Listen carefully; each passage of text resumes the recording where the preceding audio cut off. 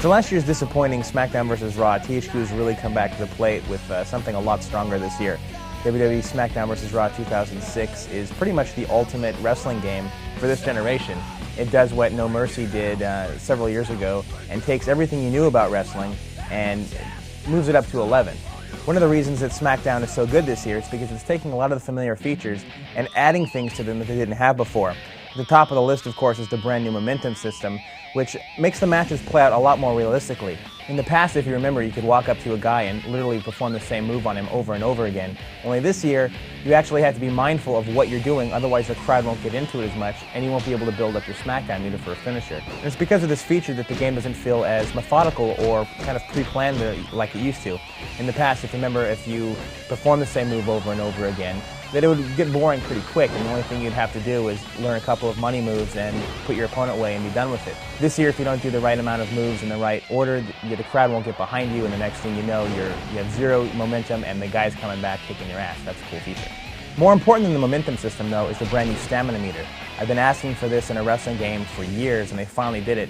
And it's actually really simple. All it is a little meter in the corner of your screen, and it tells you exactly how much energy your wrestler has left. The more spectacular moves, the more signature moves you do, the more powerful moves, the quicker it drains.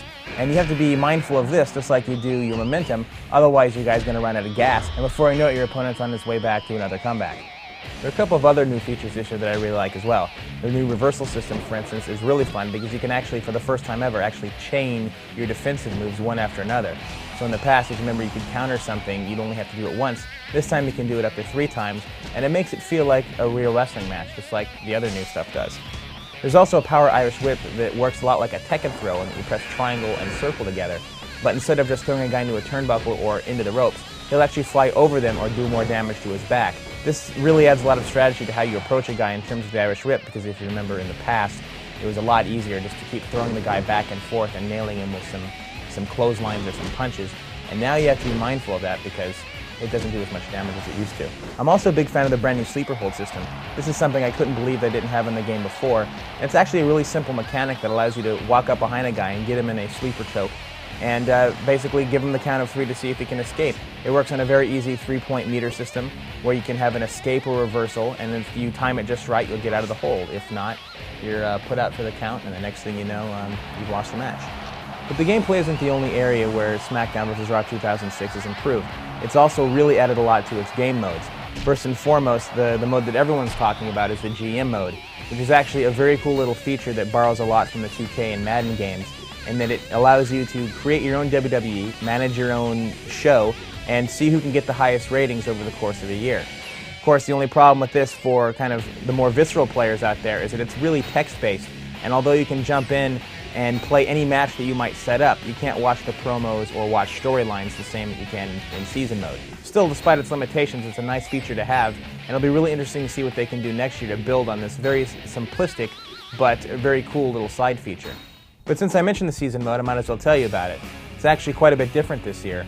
If you remember in the past, it was kind of a little bit more open-ended and gave players a lot of branching options. This year it's a little bit more structured, and it's very set in its way. So previously when you had to kind of choose your partner and go these different directions, now the partner's pretty much chosen for you in both of the 2 seasons that you'll play through.